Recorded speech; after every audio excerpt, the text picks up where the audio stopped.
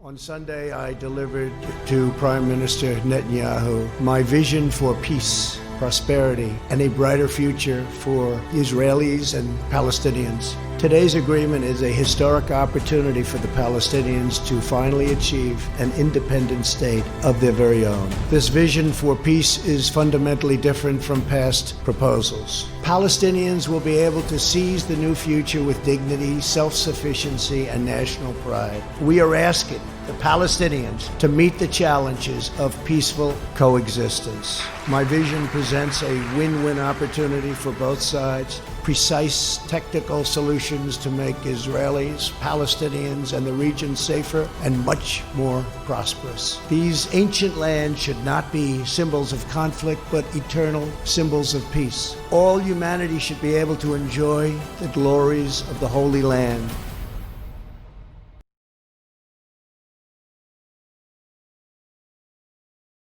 After decades of division and conflict, we mark the dawn of a new Middle East. Thanks to the great courage of the leaders of these three countries.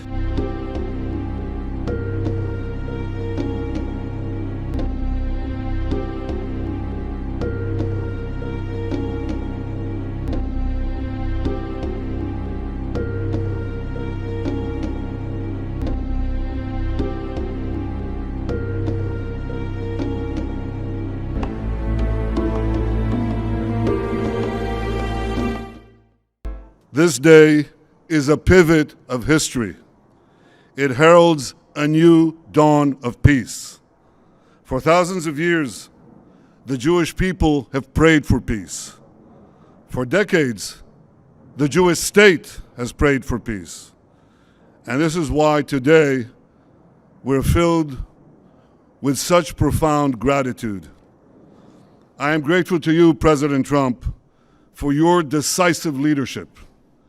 You have unequivocally stood by Israel's side. You have boldly confronted the tyrants of Tehran. You've proposed a realistic vision for peace between Israel and the Palestinians. And you have successfully brokered the historic peace that we are signing today, a peace that has broad support in Israel, in America, in the Middle East, indeed in the entire world. I am grateful to Crown Prince Mohammed bin Zayed of the United Arab Emirates and to you, Foreign Minister Abdullah bin Zayed. I thank you both for your wise leadership and for working with the United States and Israel to expand the circle of peace. It's a great day, it's an incredible day, and very historic by any means, and it's an honor to be involved with it. We have the media. You know, Prime Minister Tony Blair is here, and it was a great honor to have you here, Tony. Thank you. Fantastic job. Really fantastic job. I just want to thank everybody at the table. What you've done is something that nobody thought could have been done. Certainly not within 20 years.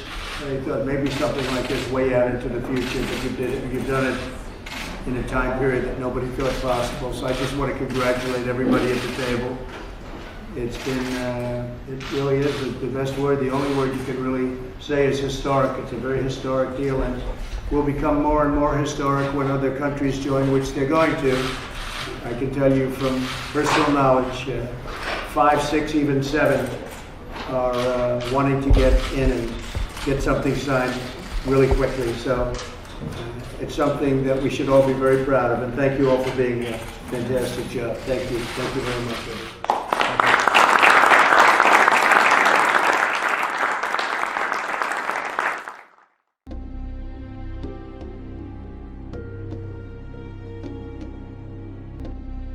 A picture worth several thousand words.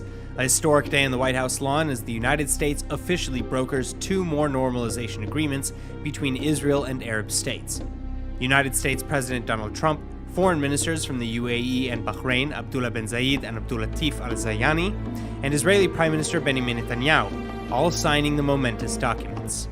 Today, the world sees that they're choosing cooperation over conflict, friendship over enmity, prosperity over poverty, and hope over despair. They are choosing a future in which Arabs and Israelis, Muslims, Jews, and Christians can live together, pray together, and dream together, side by side in harmony, community, and peace. This day is a pivot of history. It heralds a new dawn of peace. For thousands of years, the Jewish people have prayed for peace. For decades, the Jewish state has prayed for peace. And this is why today we're filled with such profound gratitude. I stand here today to extend a hand of peace and receive a hand of peace. In our faith, we say, "O God, you are peace, and from you comes peace." The search for peace is an innate principle, yet principles are effectively realized when they're transformed into action. Today, we are already witnessing a change in the heart of the Middle East, a change that will send hope around the world. Bahrain, on the other hand, has only signed a joint declaration for peace under the new Abraham Accords, while pushing for peace with the Palestinians as a tenet to those agreements. Israel and Bahrain will move on to more fleshed-out bilateral agreements in the coming weeks.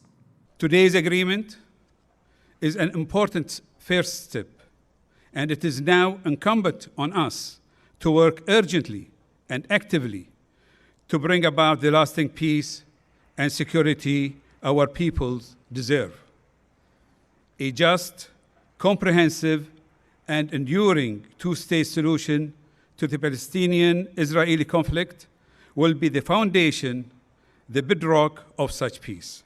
In any case, the big news is that the completed Abraham Accords, signed by United States President Donald Trump, Israeli Prime Minister Netanyahu, and UAE Foreign Minister Al-Zayed, has been released for publication. And aspiring to, quote, realize the vision of a Middle East that is stable, peaceful, and prosperous for all, it includes agreements on full normalization of bilateral ties, establishment of embassies and ambassadors, a vow to prevent terrorist or hostile activities while promoting peace in the Middle East, a framework for navigating disputes, and of course, mutual understandings in everything from finance and healthcare to education, environment, water, and tourism. Pro-Israel demonstrators outside the ceremony hailing the agreement for its unique benefits. This is the first peace treaty since Egypt, really, and then Jordan. And plus, not only a peace treaty, it's going to be an economic benefit for everybody. I mean, that's the main thing, economically, tourism, trade. Then finally, ending the ceremony, the White House hosted a lunch in which President Trump again signaled a very bright future, with at least half a dozen other nations predicted to soon follow in the United Arab Emirates and Bahrain's footsteps. Yeah, we're very far down the road with about five additional countries. Frankly, I think we could have had them here today. We thought out of respect, UAE, they deserved it. And Bahrain came immediately after. They really wanted to do it. But we'll have at least 5 or 6 countries coming along very quickly. It's going to be peace in the Middle East.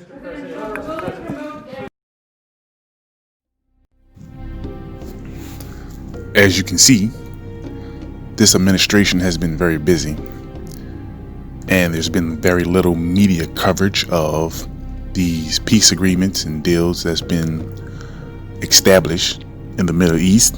But the most prominent and most important is the one between Israel and the Palestinians. Not only that, there's been other agreements in the region to pull the Middle East together to one union, and they can say finally we have peace. White Horse has been riding. Meanwhile, everyone's been caught up in the presidential elections, debates, tit for tat, blue versus red. Since this peace deal has been established, this makes a very strong case for President Trump to continue another 4 years if he wins this elections coming up. And he should not win, then the Biden administration will find some way to pick up from where the Trump administration left off. I don't believe that's possible, but since their agendas clash on every front. But right now we have Jared Kushner running the negotiations and the treaties, bringing foreign leaders to the table, and the Biden administration does not have that. So, strong case for Trump to win the election. Now, there's been some very strong words that's been coming out of certain political and religious leaders in Israel. It seems a rabbi quoted saying, "Corona means crown in many languages, and the plague which has come will remain until the true crown of the world returns." And the true crown that he speaks of is none other than the third temple. And there's a lot of biblical history behind the first two temples and its destructions. And there's a lot of mystery, hidden history, suppressed, forgotten, deleted history behind predecessors of the first two temples. But do know that all the pieces for the third temple, construction blueprints, equipment, materials, sacred artifacts that was or has been rebuilt and reestablished, even the sacrifice for the red heifer has already been identified. This means that this third temple will be built alongside of the Dome of the Rock on the Temple Mount. If you don't understand the symbolism behind two temples on one ground, then I don't know what to say. But moving forward, and there's another thing I want to touch back on, is that what is the coincidence? What is the significance of more than, I would say, about 12 years? Negotiations have failed. Peace talks have failed. At one point, you couldn't even get them in the same room. And just recently, in the beginning of this year, peace talks failed. Now, all of a sudden, we've reached an agreement once Netanyahu solidified his situation as prime minister, and their two-state resolution plan went forward. He has always had a strong stand-up approach against the negotiations and the compromises for Israel peace process. Now he's been very forthcoming into making sacrifices for the model of peace. Also, he has asked the United States, Russia to help muster in this peace deal, and also with the negotiations for building the third temple. So, if you can't smell the incense burning, if you don't see the script unfolding, not through hard work, not through a sequence of events that causes an outcome, but by just mere timing, can you truly say it has been established? But there's more to come. I'll keep you posted. Stranger Truths Productions, out.